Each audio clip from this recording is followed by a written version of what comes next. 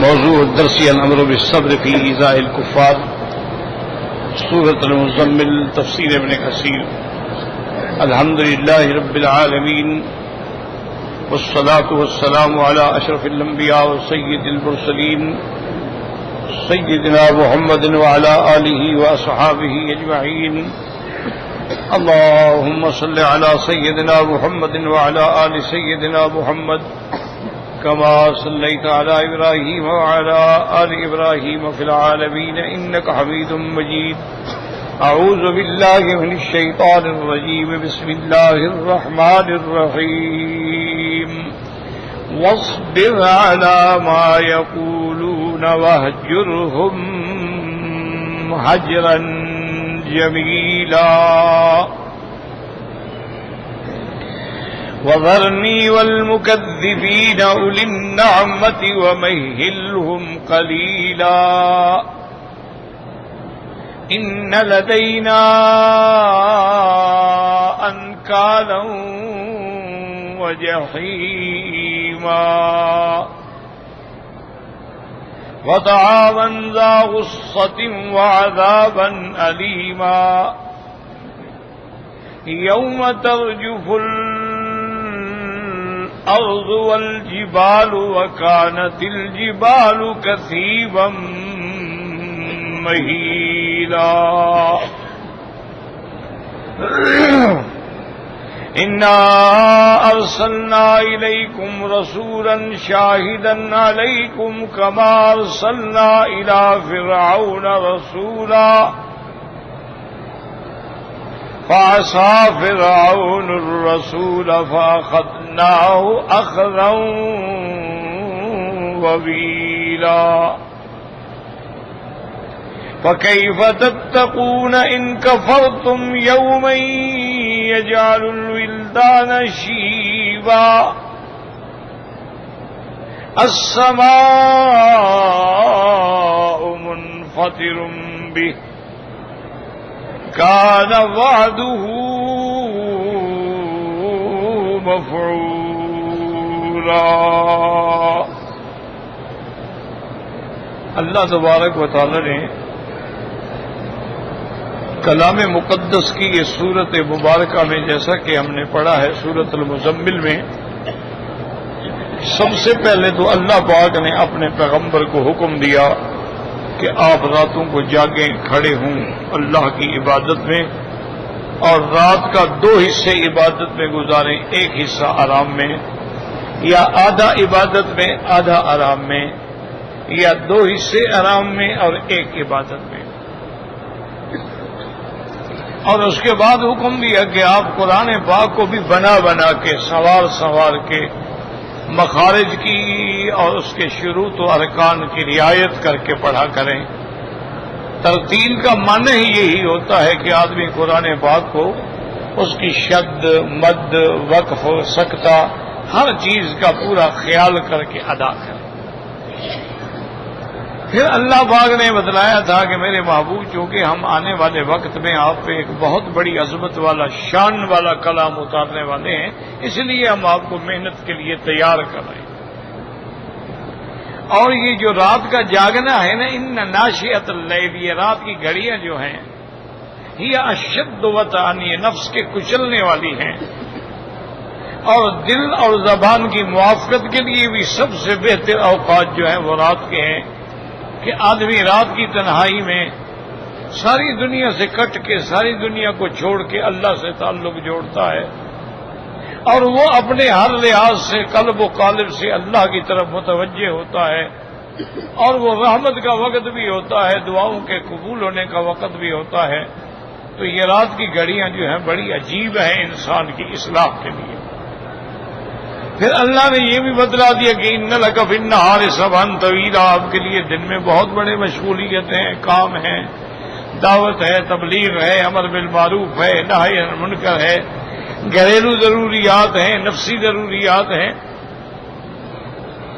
تو اب یہ سارا مقام کیسے حاصل ہوگا؟ وَاذْكُرِ اسْمَ رَبِّكَ، اپنے رب کے نام کو یاد کریں، ذکر کریں، وَتَبَتَّلْ، اور سب سے کٹ کے اللہ کے ساتھ جڑ جائیں، وَتَبَتَّلْ إِلَيْهِ تَبْتِيلًا۔ اور وہ پروردگار عالم رب المشارق والمغارب، جو مشارق و مغارب کا رب ہے، اور کوئی معبود نہیں مگر اللہ، اسی کو اپنا ضامن، اسی کو اپنا مددگار، اسی کو اپنا معاون بنا لیں، اسی پہ توکل کریں جو ساری کائنات کا رب ہے، وہ آپ کی بھی ربوبیت میں حفاظت فرمائیں گے۔ تو یہ ساری آیات کا تعلق ہے، یاد رکھیں، تعلق مع اللہ۔ ہر انسان میں دو چیزیں ہوتی ہیں، ایک جانب ہوتی ہے تعلق مع اللہ، ایک جانب ہوتی ہے تعلق مع الخلق، یا اللہ کے ساتھ تعلق یا اللہ کی مخلوق کے ساتھ تعلق۔ تو پہلا جو ہے اللہ کے ساتھ تعلق وہ اہم تھا، اس لیے اس کو اللہ نے پہلے ذکر فرمایا۔ اب جو آیات ہم نے آج کے سبق میں پڑھی ہیں، اس میں اللہ اپنے پاک پیغمبر کو فرماتے ہیں کہ تعلق مع الخلق جو ہے وہ کیسے ہو۔ وہ تو تعلق مع اللہ ہے کہ رات کو جاگیں، قرآن پڑھیں، تہجد پڑھیں، اللہ کے نام کو یاد کریں، اللہ کے نام کا ذکر کریں، وہ تعلق مع اللہ کی باتیں ہیں۔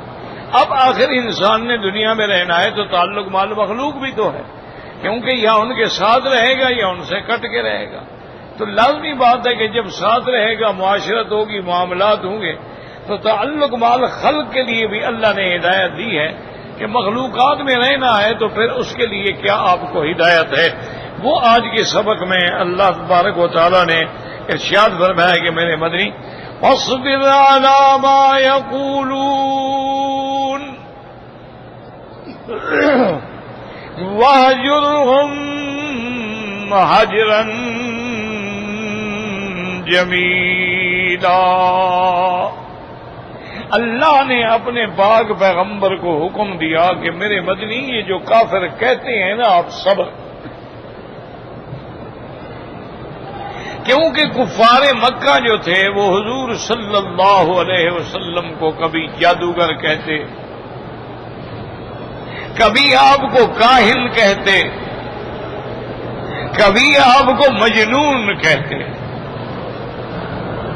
نعوذ باللہ کبھی آپ کو کذاب کہتے، کبھی آپ کو مفتری کہتے، یہ خود بناتے ہیں ہر بات اور کہتے ہیں کہ اللہ کا کلام ہے، اور یہ ساری باتیں ہیں یعنی حضور کو سامنے کہتے۔ ایک دفعہ حضور صلی اللہ علیہ وسلم کی خدمت میں کفار قریش کا جو ان کا بڑا سردار تھا ولید ابن المغیرہ،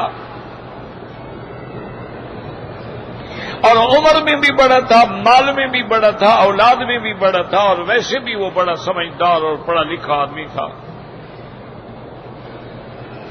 وہ تمام کفار قریش کا نمائندہ بن کے حضور کی خدمت میں آیا اور حضور سے آ کے باتیں کی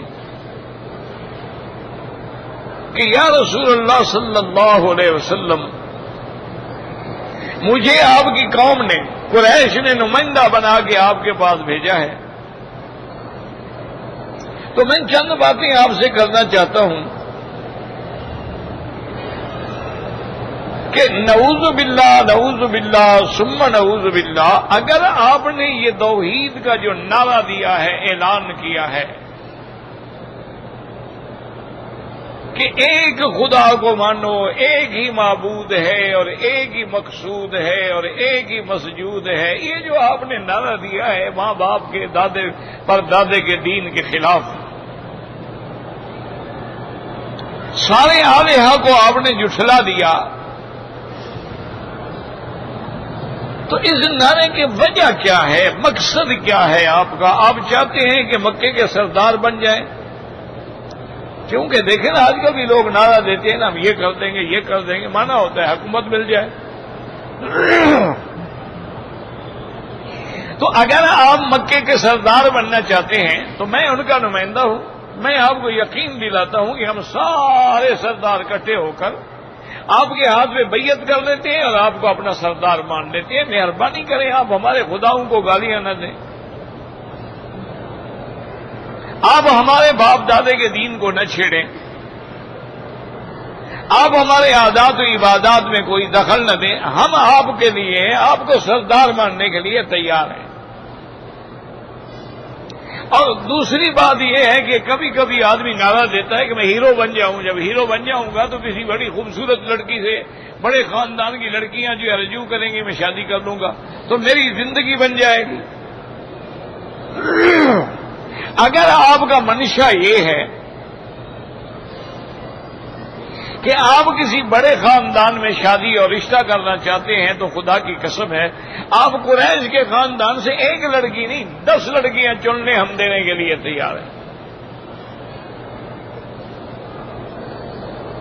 آپ بنو ہاشم سے ہیں اور اللہ نے آپ کو جمال دیا ہے, اللہ نے آپ کو کمال دیا ہے. آپ کو کون لڑکی نہیں دے گا میرے بدنی؟ آپ حکم تو فرمائیں, ہم 10 لڑکیاں دینے کے لیے تیار ہیں. اور اگر آپ کی یہ غرض بھی نہیں ہے, آپ کی یہ غرض ہے کہ مال و دولت میرے پاس آ جائے تو ہم سارے مکے کے سردار مل کے جتنا آپ چاہیں آپ کو دولت دے دیتے ہیں.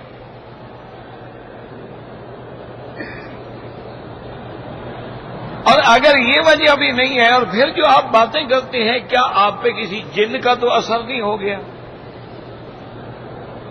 آپ پر کسی دیوانگی کا دورہ تو نہیں پڑتا آپ کو کہ بیٹھے بیٹھے آپ آسمانوں کی خبریں دیتے ہیں؟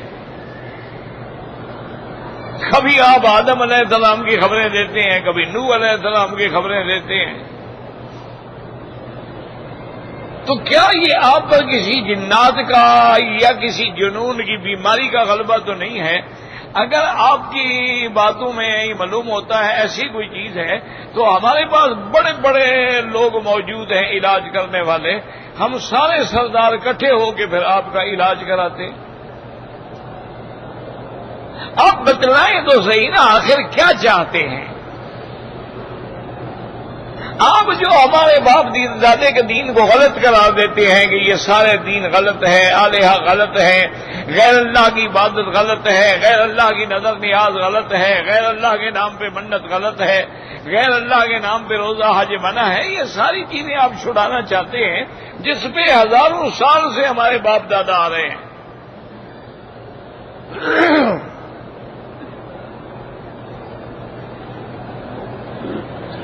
حضور صلی اللہ علیہ وسلم نے ساری باتیں سن لی. حضور نے فرمایا کہ دیکھو مکے والو, اگر تم سورج لا کر میرے دائیں ہاتھ پہ رکھ دو اور چاند لا کے میرے بائیں ہاتھ پہ رکھ دو, کیا مانے یعنی دن رات کی ساری کائنات کی سرداری مجھے دے دو, میں اس کو ٹھوکر مار دوں گا لیکن اللہ کی توحید میں نہیں چھوڑ سکتا. اور میں تمہاری نجات کے لیے لڑ رہا ہوں, میں تمہیں جہنم میں جلتا ہوا نہیں دیکھ سکتا, میں تو تمہیں جہنم سے چھڑانے کے لیے آیا ہوں. یہ تم نے کیا دین بنا رکھا ہے؟ کبھی لات کے آگے سجدہ ہے, کبھی ابل کے آگے سجدہ ہے, کبھی منات کے آگے منتیں ہیں, کبھی عزا کے آگے سر جھکایا جا رہا ہے. یہ کیا, یہ کون سا دین ہے؟ تو اس لیے ہمیشہ یاد رکھیں اور اسی سے اندازہ لگائیں کہ حضور کے دل پہ کیا گزرتی ہوگی کہ جب آمنہ کا لال خاتم الانبیاء امام الانبیاء والمرسلین گزرے اور لوگ پتھر ماریں, راستے میں کانٹے بچھائیں اور نعوذ باللہ آپ کو دیوانہ کہیں, کذاب کہیں, آپ کے دل پہ کیا گزرتی ہوگی. لیکن اب اللہ نے حکم کیا, فرمایا وَاصْبِرْ عَلَىٰ مَا يَقُولُونَ,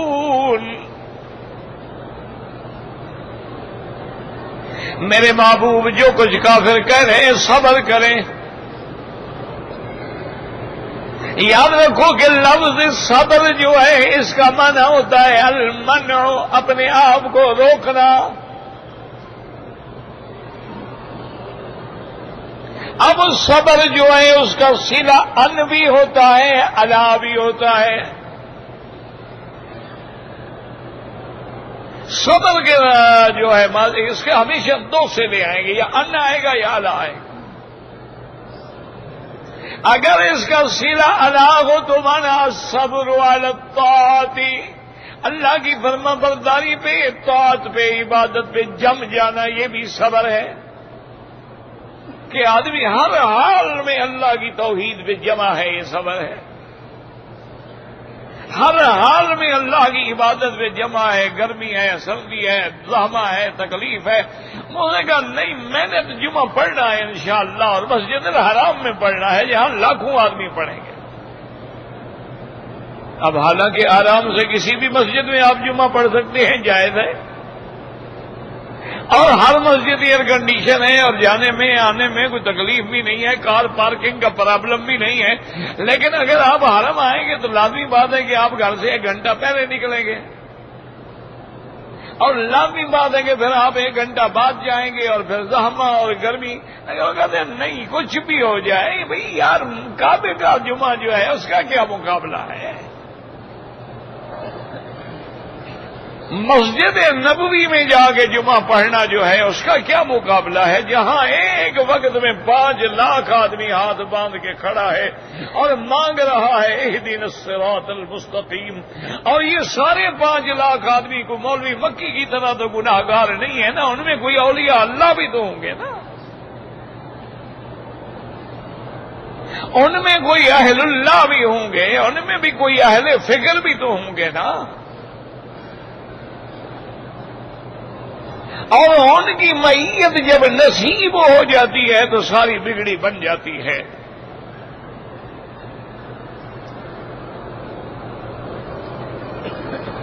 حضرت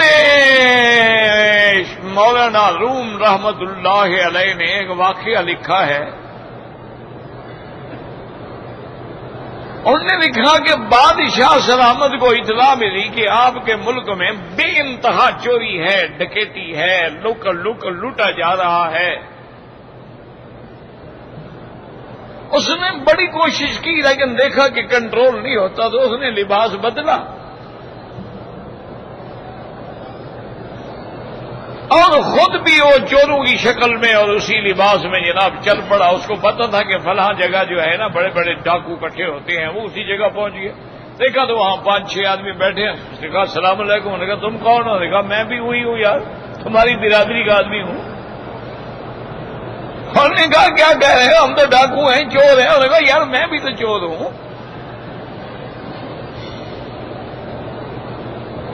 انہوں نے کہا اچھا آگا ایسی بات ہے تو پھر بیٹھ جاؤ.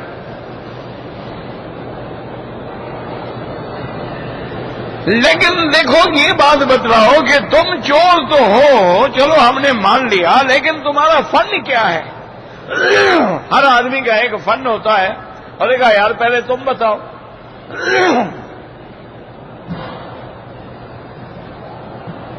اس نے کہا کہ بھائی میرا فن تو یہ ہے نا کہ جتنا ہی سخت سے سخت تالا لگا ہوا ہو نا، میں اتنی سی تار لے کے 1 منٹ میں کھول دوں گا. تجربہ کرنا ہے تو چل کے کر لیتے. انہوں نے کہا ٹھیک ہے مانتے. دوسرے نے کہا کہ میرا فن یہ ہے کہ جتنی اونچی دیوار ہو، قلعے کی بھی دیوار ہو نا، تو بس میں لومڑی کی طرح اس پہ رسیاں ڈال کے فوراً چڑھ جاؤں گا.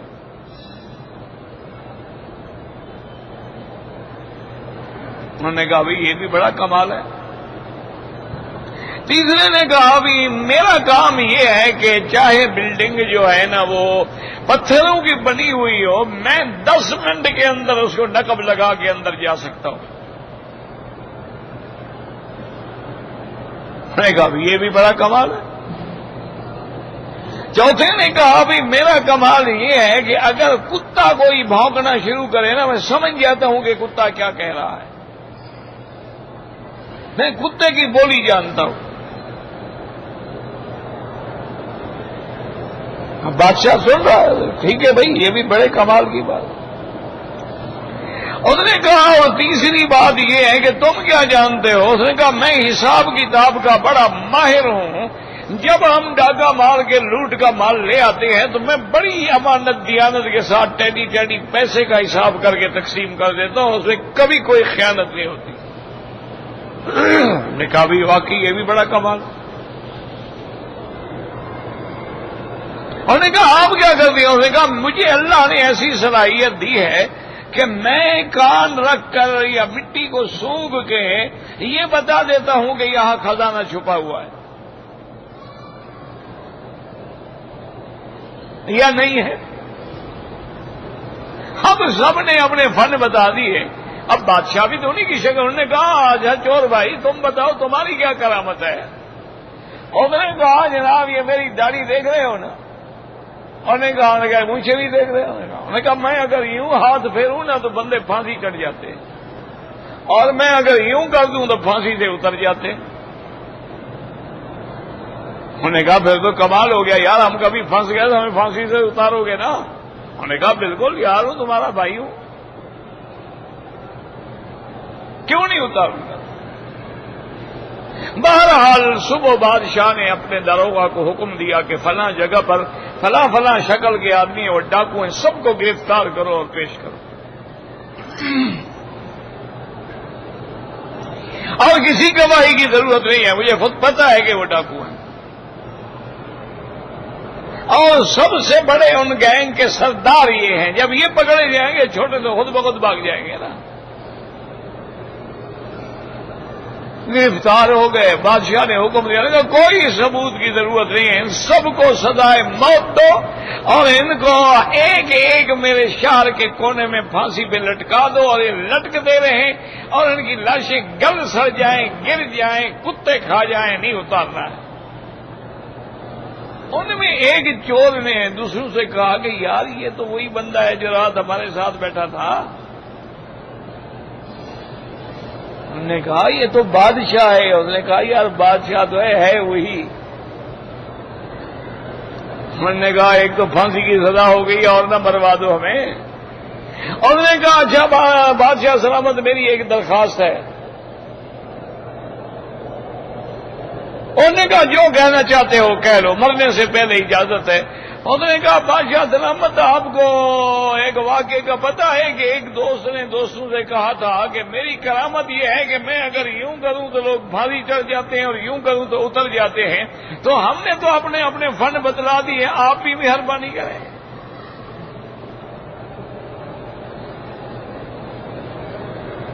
تو بادشاہ نے بھی یوں اشارہ کیا اور کہا چھوڑ دو.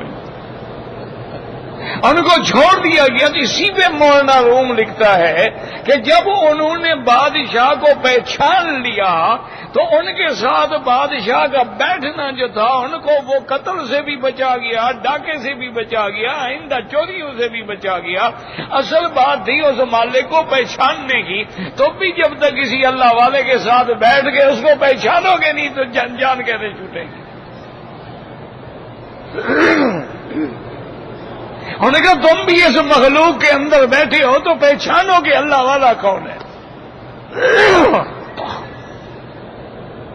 اس کے بغیر نجات نہیں ملے گی. اس لیے اللہ نے اپنے مدنی پاک کو حکم دیا وَاصْبِرْ عَلَىٰ مَا يَقُولُونَ. یاد رکھو ایک صبر ہے مصیبت پہ صبر کرنا, یہ بھی صبر ہے.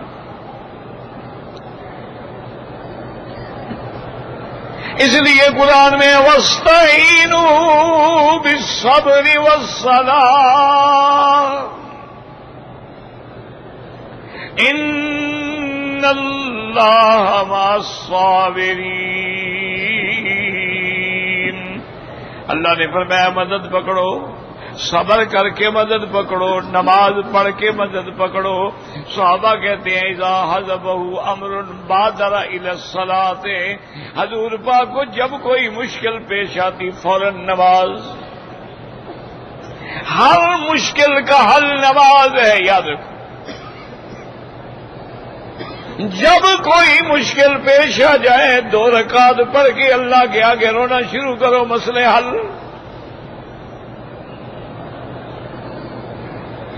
اور اسی طرح مصیبت پہ صبر. الذین اذا اصابتهم مصیبت قالوا انا للہ وانا الیہ راجعون.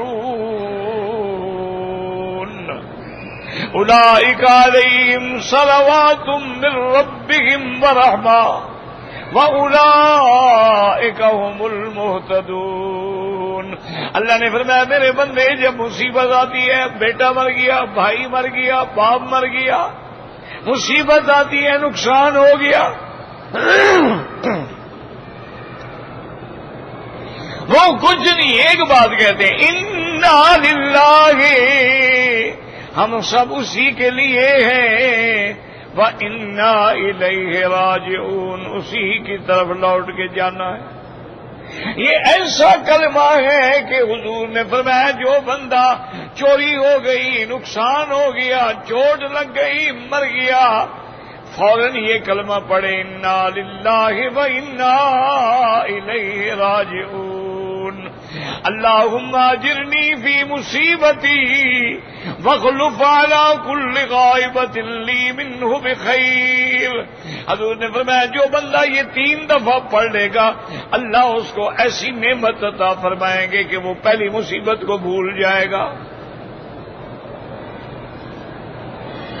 بی بی ام سلمہ رضی اللہ تعالی عنہ فرماتی ہے کہ جب میرے خاوند فوت ہوئے،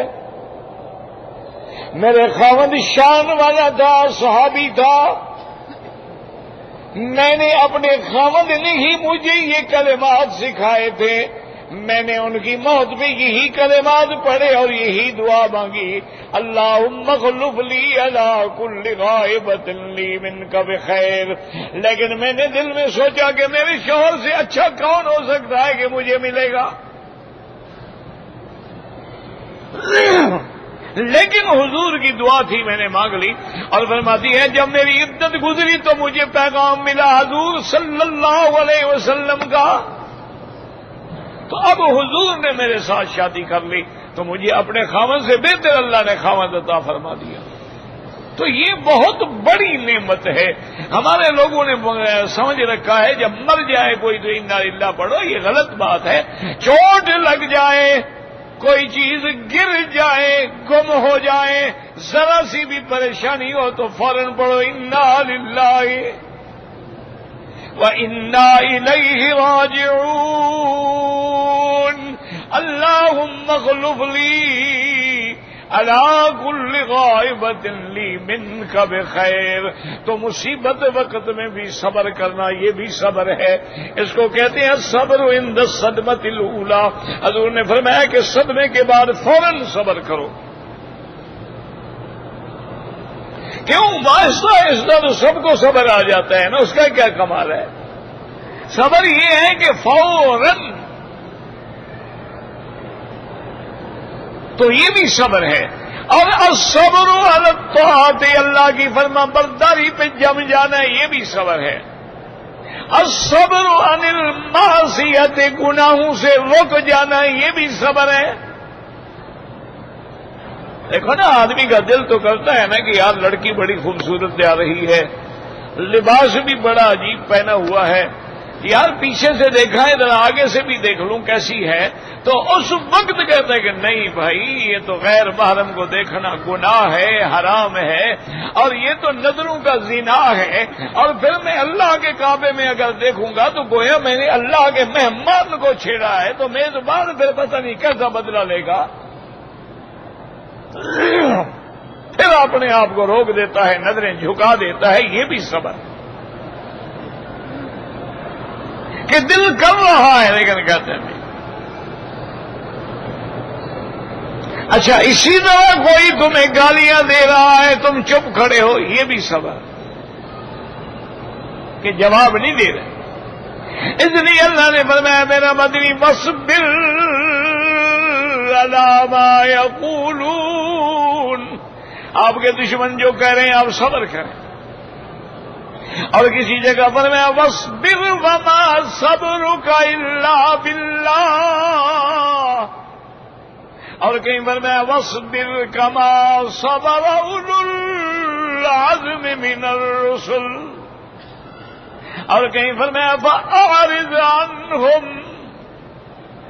اور کہیں پر میں فَأَعْرِضْ عَمَّنْ تَوَلَّىٰ عَنْ ذِكْرِنَا، میرے مدنی بس آپ رخ پھیر کے چل دیں، صبر کریں، وَاهْجُرْهُمْ هَجْرًا جَمِيلًا، اور ان کو چھوڑیں بھی بڑے بہتر طریقے سے، یہ نہیں کہ گالیاں دے کے چھوڑو، مار کے چھوڑو، نہیں، صبر کرو، اور جو کہے کہو ٹھیک ہے بھائی یہ تمہارا کام ہے، یہ اپنے اپنے ظرف کی بات ہے، تیرے اندر جو کچھ ہے وہ بھی نکل رہا ہے اور میرے اندر جو کچھ ہے وہ بھی ظاہر ہو رہا ہے، تم اپنا کام کرو، مجھے اپنا کام کرو۔ بڑی خوش اسلوبی سے چھوڑ دیں.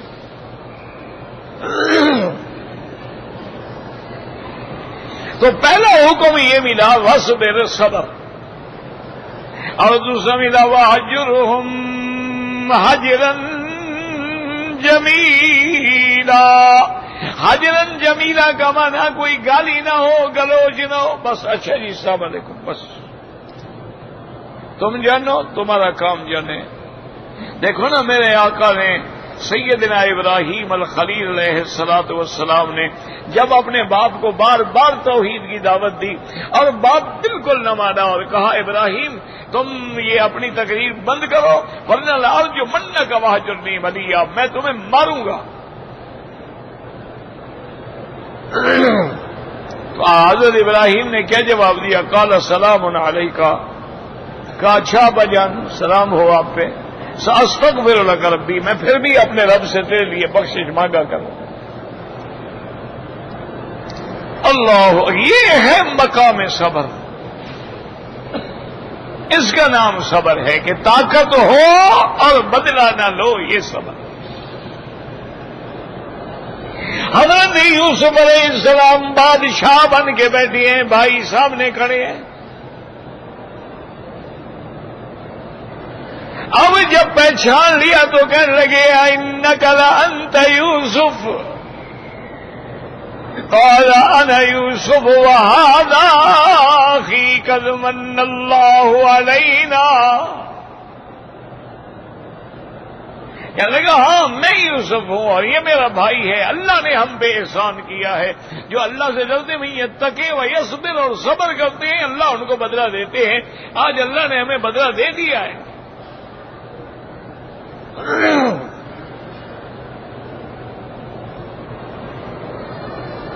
کہنے لگے بھائی جان ہم اعتراف کرتے ہیں، ہم اپنے گناہوں کا غلطیوں کا اقرار کرتے ہیں، مہربانی کر کے ہمیں معاف کر دیں.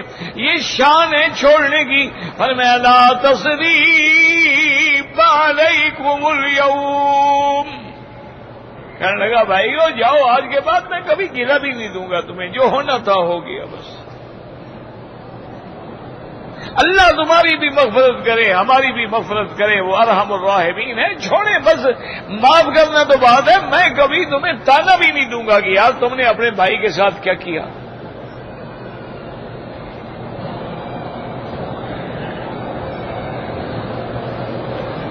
اسی لیے جب حضرت یعقوب علیہ السلام آ گئے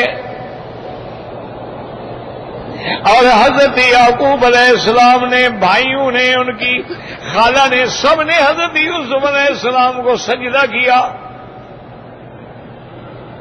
اس کے فوراً بعد حضرت یوسف نے فرمایا یا ابت ھذا تاویل رؤیایا من قبل قد جعلها ربی حقا.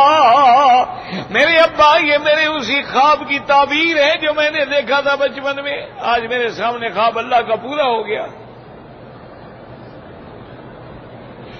اور اللہ تبارک و تعالیٰ کا کتنا احسان ہے. اخرجنی من السجن وجاء بكم من البدو.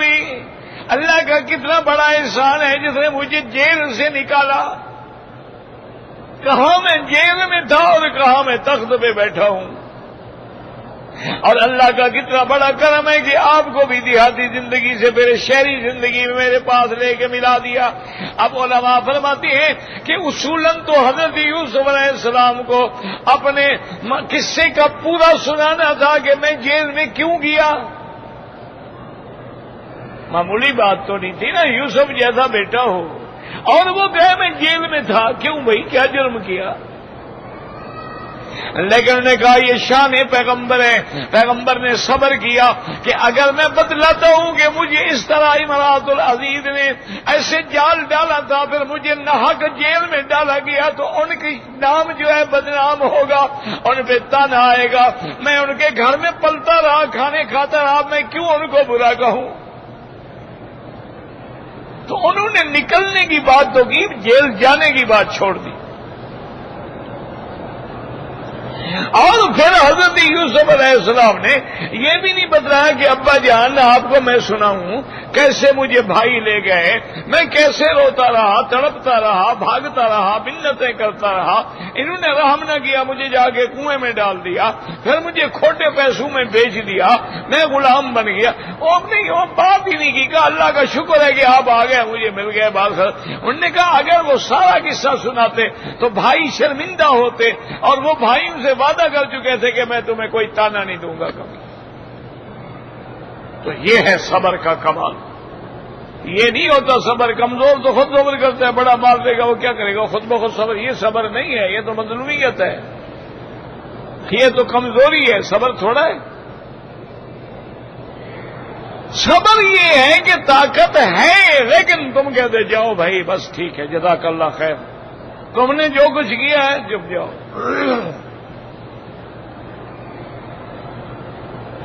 اسی طرح معصیت سے رک جانا یہ بھی صبر ہے۔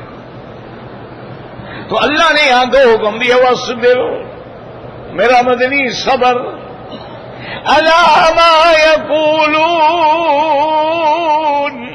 اور یاد رکھو ایک دن کا صبر نہیں، میرے مدنی نے 13 سال صبر کیا، 13 سال کی مدت پتھر برداشت کرتے رہے لیکن صبر۔ صحابہ کو انگاروں پہ لٹایا گیا، صبر۔ صحابہ کو پھانسیوں پہ چڑھایا گیا، صبر۔ سرکار دو جہاں کے پاؤں زخمی کیے گئے، صبر۔ اللہ کے گھر میں نماز پڑھتے ہوئے جانوروں کے اوج گردن پہ رکھے گئے، صبر۔ اور یار اللہ سے بد دعا تو کر سکتے تھے نا، لیکن نہیں، صبر۔ اللہ کا حکم جو ہے صبر۔ وَاصْبِرْ عَلَىٰ مَا يَقُولُونَ، اور دوسری بات کیا تھی، وَاهْجُرْهُمْ، چھوڑ دو ان کو، جانے دو ان کو، اپنا کام کرنے دو۔ وَاهْجُرْهُمْ هَجْرًا جَمِيلًا، اور میرا اللہ میں تو آپ کے حکم پہ صبر کروں لیکن تیرے مدنی تیرے محبوب کو دکھانے والوں کا کچھ بھی نہ ہوا۔ اللہ نے فرمایا نا ذرنی والمکذبین، اللہ نے فرمایا میرے مدنی آپ صبر کریں، میں جو ہوں آپ کا بدلہ لینے والا، آپ صبر کریں لیکن میں تو بدلہ لوں گا نا اپنے محبوب کا۔ ذرنی والمکذبین اولی النعمت، یاد رکھو یہاں 3 قراتیں ہیں، اولی النعمت، اولی النعمت، اولی النعمت۔ یہ لفظ جو ہے نعمہ بھی ہے، نعمہ بھی ہے، نعمہ بھی ہے۔ اگر زبر ہو تو مانا ہوگا تنعم، اگر کسرہ ہو نعمت مانا ہوگا انعام، اگر زبر کے بجائے پیش ہو نعمت مانا ہوگا مسرت۔ صرف زبر اور زیر میں بھی مانا بدل جاتا ہے۔ اسی لیے جب آپ قرآن پڑھتے ہیں اہدنا الصراط المستقیم صراط الذین انعمت علیہم، ان کا راستہ جن پہ آپ نے انعام فرمایا ہے، اگر یہاں زبر کے بجائے کوئی پڑھ لے انعمت علیہم، وہ کافر ہو جائے گا۔ تو اللہ کے قرآن کے زبر زیر پیش کا بھی فرق ہوتا ہے۔ بعض بزرگوں کے بھی بڑے عجیب عجیب واقعات ہوتے ہیں۔ ایک آدمی آیا حضرت خواجہ غلام فرید کے پاس۔ خواجہ غلام فرید رحمت اللہ علیہ چاچڑا کے علاقے کے بزرگ تھے، وہاں تک معاملہ بہتر تھا، اس کے بعد تو نہ بزرگ رہے اور نہ علم رہا اور نہ کچھ رہا۔ ان سے پہلے بھی سارے عالم تھے اور خواجہ صاحب تک بھی، خواجہ صاحب خود بھی عالم تھے۔ اس کے بعد تو بات ہی ختم ہو گئی، پھر زاغوں کے تصرف میں عقابوں کے نشے من وہ چلے گئے، اور بعد میں آنے والے جو تھے وہ نہ علم نہ فضل نہ کمال نہ جمال نہ حسب نہ نسب، کچھ بھی۔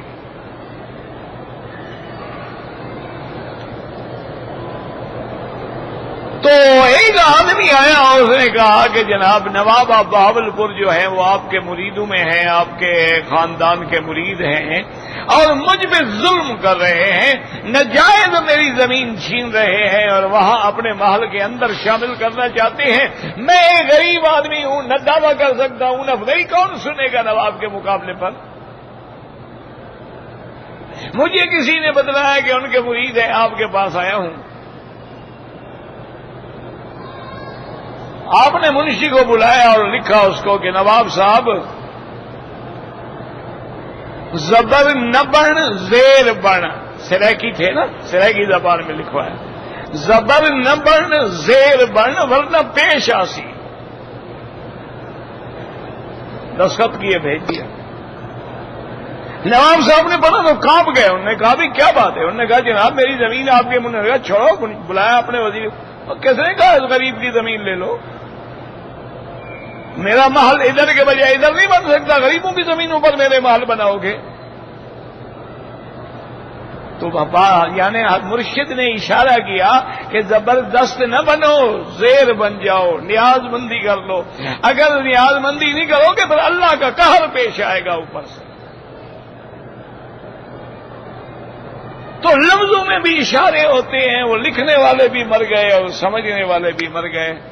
اب تو گلشن گئے، گل گئے، گلشن گئے، باقی دھتورے رہ گئے، بس اب تو یہ حال ہے۔ وہ سمجھنے والے بھی چلے گئے اور سمجھانے والے بھی چلے گئے۔ تو اس لیے اللہ نے فرمایا کہ میرے مدنی ایک تو صبر کرنا ہے، ایک ان کو چھوڑ دینا ہے، اور باقی آپ کے جھٹلانے والے ان کو میں چھوڑ دوں گا نہیں۔ وَذَرْنِي وَالْمُكَذِّبِينَ أُولِي النِّعْمَةِ وَمَهِّلْهُمْ قَلِيلًا، ان کو آپ تھوڑی سی ذرا مہلت دیں۔ اب علماء فرماتے ہیں قلیلاً سے مراد یہ ہے کہ زندگی دنیا کی جو ہے وہ قلیل ہے۔ کل متاع الدنیا قلیل، یہ دنیا اور اس کی نعمتیں سب تھوڑی ہیں، اصل چیز جو ہے وہ آخرت ہے، لہذا صبر کریں، آنے دیں آخرت کو، پھر ہم ان سے بدلہ لیں گے آپ کا۔ اور بعض علماء نے فرمایا ذرنی والمکذبین اولی النعمتی وَمَهِّلْهُمْ قَلِيلًا، میرا مدنی تھوڑی مہلت دیں، ہم ان کو دنیا میں بھی مزہ چکھائیں گے اور آخرت میں بھی مزہ چکھائیں گے۔ اور پھر خود دکھلا دیا اللہ نے اپنے مدنی کو کہ بدر میں کیسے سردار قتل ہو کے پڑے تھے، کیسے ان کی گردنیں کٹی ہوئی تھی اور پاؤں میں رسیاں ڈال ڈال کے صحابہ گھسیٹ گھسیٹ کے کنویں میں ڈال رہے تھے۔ اللہ نے دنیا میں بھی دکھلا دیا اور آخرت کا عذاب تو ہے ہی ہے۔ اور علماء نے یہاں لکھا ہے کتنا بڑا پیار ہے، اللہ فرماتے ہیں ذرنی، مجھے چھوڑ دو، یعنی سب کچھ گویا مدنی کے ہاتھ میں، ذرا ٹھہرے تو صحیح حضور، مجھے ذرا مہلت دے دیں، میں لوگ ان کو بھی مہلت دینے، مہلت تو اللہ دے رہا ہے، حضور تو نہیں دے رہے، لیکن اپنے محبوب کے ساتھ کیسا لطف و کرم ہے کہ میرا مدنی اگر آپ چاہیں تو ہم ان کو ابھی برباد کر دیتے ہیں، لیکن تھوڑی سی مہلت دیں میری حکمتوں کے مطابق، ورنہ اگر آپ چاہیں تو ہم ابھی ان پہ قہر برسا دیتے ہیں، ہم ابھی ان پہ انگارے برسا دیتے ہیں، لیکن مہلہم، ان کو آپ تھوڑی سی مہلت دے دیں۔ مہلت تو اللہ دے رہا ہے، حضور پاک تھوڑی دے رہے ہیں۔ یہ خطاب کا لطف ہے، کرم ہے اپنے حبیب کے ساتھ۔ اللہم ارزقنا حبک وحب حبیبک محمد صلی اللہ علیہ وسلم وحب من یحبک وحب عمل من یقربنا الی حبک۔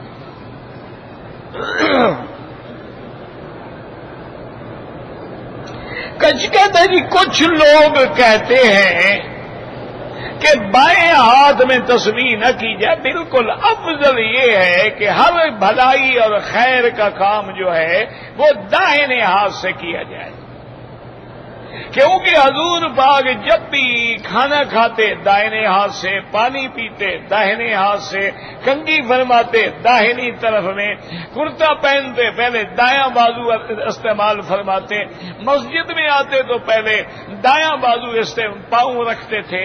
تو ہر چیز میں یحب التیامن، حضور پاک کو یعنی دایاں جو ہے وہ بہت محبوب تھا، تو افضل یہی ہے کہ تسبیح بھی کرنی ہے سبحان اللہ والحمدللہ تو آدمی دائیں ہاتھ سے کرے، لیکن اگر کبھی کوئی بایاں ہاتھ بھی استعمال کرتا ہے تو انشاءاللہ کوئی حرج نہیں۔ آخر کھانا میں ہم دایاں استعمال کرتے ہیں، لیکن بائیں کے ہاتھ کو گھر تو نہیں رکھاتے، اس کو بھی ساتھ رکھتے ہیں، گھر رکھ دیتے ہیں۔ کھانا ہم دائیں سے کر رہے ہیں، اگر کوئی چیز بائیں سے بھی پکڑ رہے ہوں گے، نہیں پکڑ رہے ہیں۔ اسی طرح ہم دایاں پاؤں مسجد میں پہلے رکھ رہے ہیں، لیکن بایاں گھر رکھیں گے یا بعد میں بایاں بھی رکھ لیں گے تو بایاں بھی تو اندر آ جائے گا۔ اگر ہم نے وضو کرنا ہے تو ہم نے ہاتھ دھو لیے، اب منہ دھوئیں گے تو کیا بایاں ہاتھ ادھر ایک سے مارتے رہیں گے؟ کیا بات ہے؟ افضل یہ ہے کہ ہر کام دائیں سے ہو۔ ہم خدا جانے ہماری بھائیوں کو کیا، بس اب ہم اسی مسائل میں کھو گئے ہیں، یعنی کفر متحد ہو کے عالم اسلام کو برباد کرنے پہ تلا ہوا ہے، اور ہم ابھی اسی لڑائی میں ہیں، ایک ہاتھ ہو یا دو ہوں، پاؤں کتنے کھلے ہوں اور ہاتھ کہاں بندے ہوں۔ انا للہ و انا الیہ راجعون۔ کیا اتنا چھوٹی سوچ ہے؟ دشمن کیا سوچ رہا ہے اور ہم کیا کر رہے ہیں؟ اب آپ دیکھ لیں کہ آپ کا کون سا اسلامی ملک ہے، دعا کریں کہ اللہ اس بلد الامین کو ان یہود و ہنود کی سازشوں سے اور فتنوں سے قیامت تک محفوظ رکھیں۔ ہر فتنہ گر کو اللہ اپنی قدرت سے دور کر دیں، ورنہ مجھے آپ بتائیں کون سا اسلامی ملک ہے جہاں اللہ کا ناراضگی ہے اور اس کا ذریعہ ایک کافر ہے کہ عرب پہ نظر ڈالیں، کشمیر پہ ڈالیں، عراق پہ ڈالیں، شام پہ ڈالیں، فلسطین پہ ڈالیں، برما پہ ڈالیں، اراکان پہ ڈالیں، ہند پہ ڈالیں، بغیر کون سی جگہ ہے جہاں مسلمان رات کو نیند آرام سے سوتا ہے؟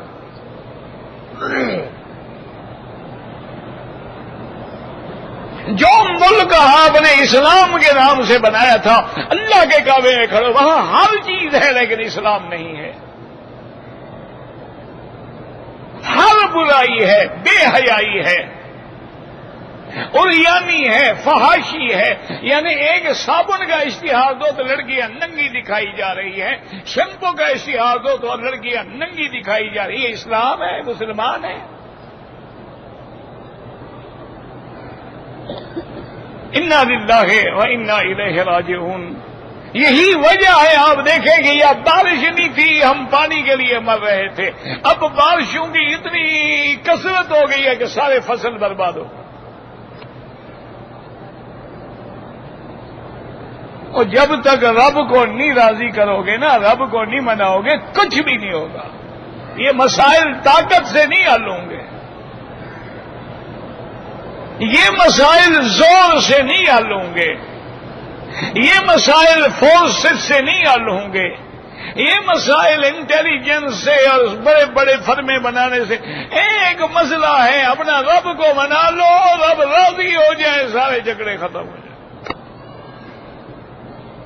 اور یہ مولوی مکی نہیں کہتا، قرآن کہتا ہے وَلَوْ أَنَّ أَهْلَ الْقُرَىٰ آمَنُوا، اگر بستی والے ایمان لے آتے، واتقوا، اور مجھ سے ڈر کے گناہ نہ کرتے، لَفَتَحْنَا عَلَيْهِمْ بَرَكَاتٍ مِّنَ السَّمَاءِ وَالْأَرْضِ، ہم آسمان اور زمین سے برکات کے ان کے لیے خزانے کھول دیں۔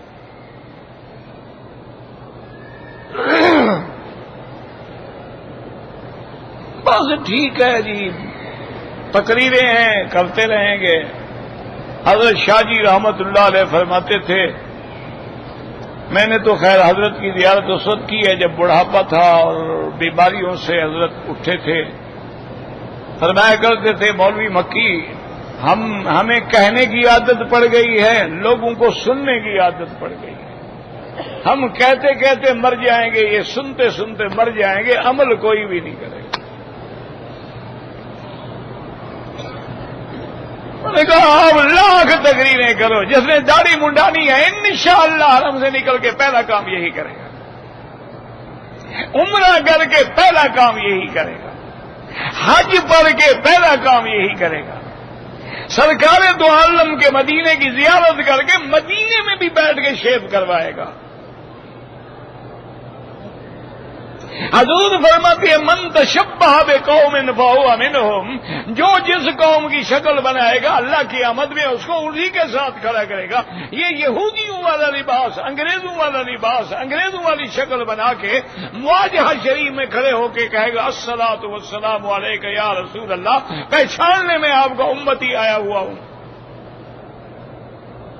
او یار اس سے بہتر ہے نہ جایا کرو، اور بے ادبی تو نہ کرو نا۔ اگر ادب نہیں کر سکتے ہو تو گستاخ تو نہ بنو، نہیں کر سکتے ہو ادب، ٹھیک ہے کھاؤ پیو، اللہ کو نہ اللہ کو ضرورت ہے نہ اللہ کے نبی کو ضرورت ہے، نہ مکے کو ضرورت ہے نہ مدینے کو ضرورت ہے۔ ہم جب نہیں آئیں گے فرشتے آ جائیں گے، اللہ کے گھر بھرے رہیں گے۔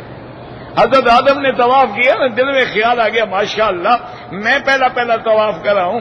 اللہ نے فرمایا جبریل آدم کو بتاؤ تو پیدا ہی نہیں ہوا تھا اور ہزاروں فرشتے کعبے کا طواف کر رہے تھے، کس بات کی اترا رہے ہو؟ تم تو ابھی پیدا بھی نہیں ہوئے تھے۔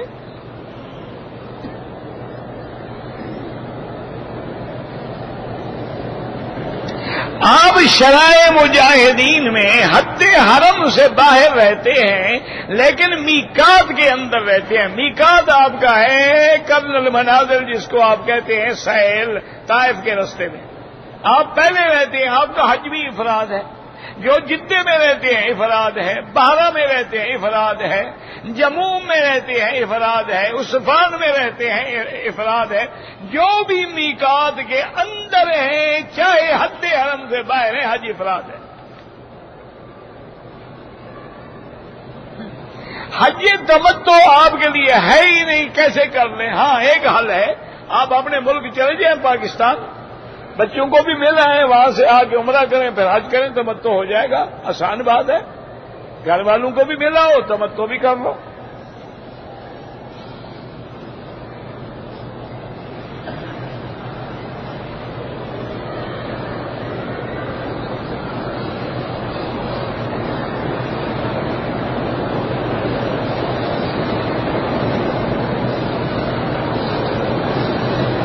میری وائف اچھا آگے لکھ دیا، مہربانی کی آگے لکھ دیا بیوی، بادشاہ تو وائف نہ لکھتے حضرت تو کیا مجھے پتہ نہ لگتا کہ آپ ماشاءاللہ انگریزی پڑھے ہوئے ہیں؟ ہر مسلمان ٹیلی فون کرے گا ہیلو، یہ مسلمان ہیں یہودی ہیں؟ بھائی کہو السلام علیکم، یہ کیا ہیلو؟ لیکن نہیں، کافر کہتے ہیں ہیلو، یہ بھی بڑا بنا کے ماشاءاللہ کہیں گے۔ اچھا اوکے بائی، انا للہ و انا الیہ راجعون۔ اس کے بعد ان کو لفظ کوئی نہیں آتا، صرف ویسے کہتے ہیں بیچارے، کچھ بھی نہیں جانتے۔ یہ نہ وائف کو جانتا ہے، نہ نائف کو جانتا ہے، نہ لائف کو جانتا ہے۔ صرف مولوی پر روپ ڈالنے کے لیے وائف، پھر بریکٹ پہ کر دیا بیوی۔ ماشاءاللہ میں سمجھ گیا حضرت آپ کی بیوی ہے۔ بہرحال آپ نے منت مانی تھی پوری کرو، جو منت مانے بندہ اس کو پورا کرنا چاہیے۔ لیکن حضور نے فرمایا کہ منت ماننے کا فائدہ کوئی بھی نہیں ہوتا، دھیلے کا بھی فائدہ نہیں ہوتا۔ حضور نے فرمایا اتنا ضرور ہوتا ہے کہ بخیل کے گھر سے کچھ نکل جاتا ہے، ورنہ جو اللہ فیصلہ کر چکے ہیں منت مانو نہ مانو وہی ہوگا۔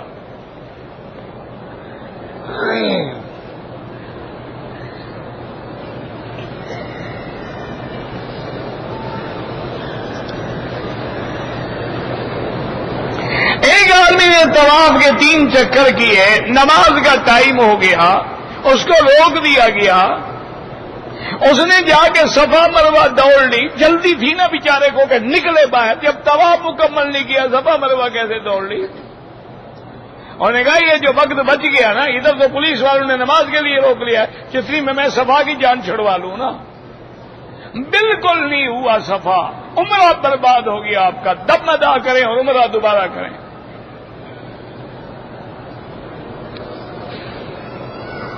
میں نے بیٹے کا نام محمد احمد رکھا ہے، صرف محمد رکھو کافی ہے، احمد رکھو کافی ہے، تو 2 نام ہے نا، محمد پورا نام ہے، احمد پورا نام ہے۔ 12 رکھا ہے، کوئی بات نہیں، کوئی حرج نہیں، لیکن ہمیشہ ایک نام رکھنا چاہیے۔ گھر میں چیونٹیاں ہوتی ہیں، اگر آپ کو کاٹتی ہیں تو مار سکتے ہیں، اگر کچھ نہیں کہتی تو پھر کیا تکلیف ہے آپ کو بھائی؟ ان کو رہنے دو بیچاری کو گھر میں، کچھ نہیں ہوگا۔ ان کے لیے کوئی جگہ بنا دو، وہاں چھوٹے چھوٹے ٹکڑے روٹی کے ڈال دیا، اگر ادھر چلی جائیں گی تم کو کچھ نہیں کہیں گے۔ ویسے چیونٹی کے کاٹنے سے آج تک ہم نے دیکھا نہیں کوئی بندہ مر گیا ہو۔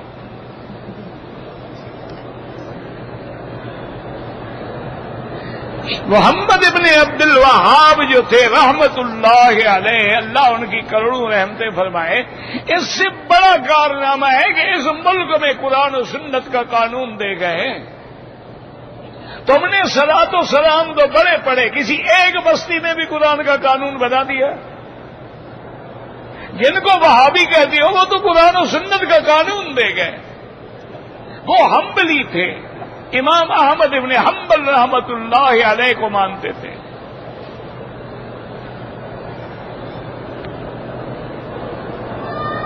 محمد نام رکھنا بالکل رکھیں، ریاض رکھ سکتے ہیں، رفع یدین کرنا بھی ثابت ہے، نہ کرنا بھی ثابت ہے۔ امام ابو حنیفہ رحمت اللہ علیہ کے نزدیک نہ کرنے والی روایات زیادہ قوی ہیں، کوئی جھگڑا نہیں، کوئی لڑائی نہیں۔ اگر میں نے شوال میں یا ذی القعدہ میں طائف سے عمرہ کیا ہے، پھر واپس چلا گیا ہوں طائف میں، تو میرا بھائی اگر آپ واپس اپنے گویا کہ طائف آپ کا گھر ہے، وہاں اب جب بھی آئے آپ کی مرضی، افراد کریں، تمتع کریں، قران کریں، کیونکہ عمرہ کر کے آپ واپس چلے گئے۔ جیسے کوئی عمرہ کر کے پاکستان چلا گیا، ہندوستان چلا گیا، اب جب آئے گا اس کی مرضی ہے، افراد کرے، قران کرے، تمتع کرے۔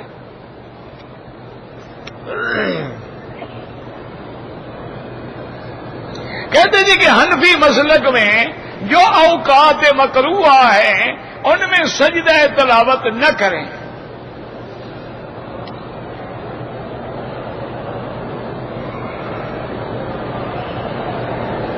اگر میقات سے باہر گئے ہیں، مکے میں رہنے والا واپس احرام باندھ کے عمرے کا آ رہا ہے، حج کرے گا تو تمتع ہو جائے گا۔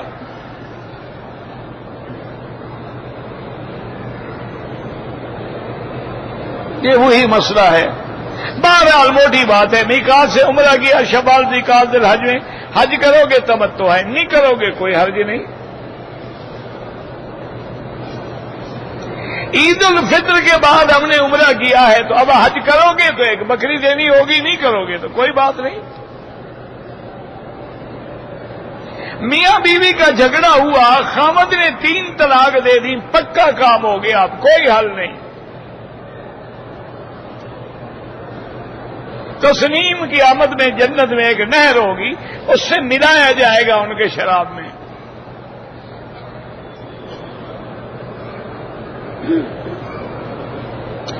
فالج ہو گیا، اللہ شفا عطا فرمائے، اللہ شفا عطا فرمائے، ہر بیمار کو شفا دے۔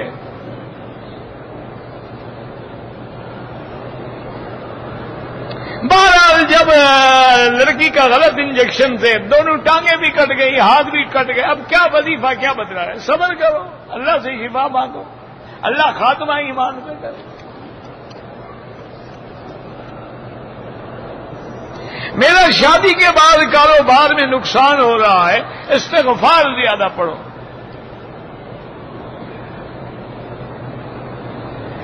اگر ہم نے جدے والے ہیں مدینہ منورہ جائیں، پھر جدہ آئے تو احرام کی کوئی ضرورت نہیں، نمازی کے آگے نہ گزریں۔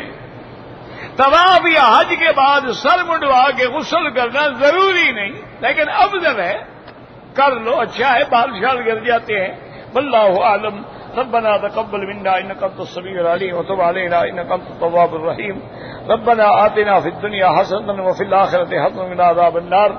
یا اللہ بیماروں کو شفا عطا فرما، بے حیاؤں کو حیا عطا فرما، بے دینوں کو دین عطا فرما، بے اولادوں کو اولاد عطا فرما، قرض داروں کے قرض عطا فرما۔ یا اللہ ہمیں مانگنا نہیں آتا، بغیر مانگے عطا فرما۔ یا اللہ مسلمان جس ملک میں ہیں ان کی جان مال آبرو عزت کی حفاظت فرما۔ یا اللہ ہم سب کی پریشانیاں دور فرما، پریشانیاں دور فرما، ہموم و غموم سے نجات عطا فرما۔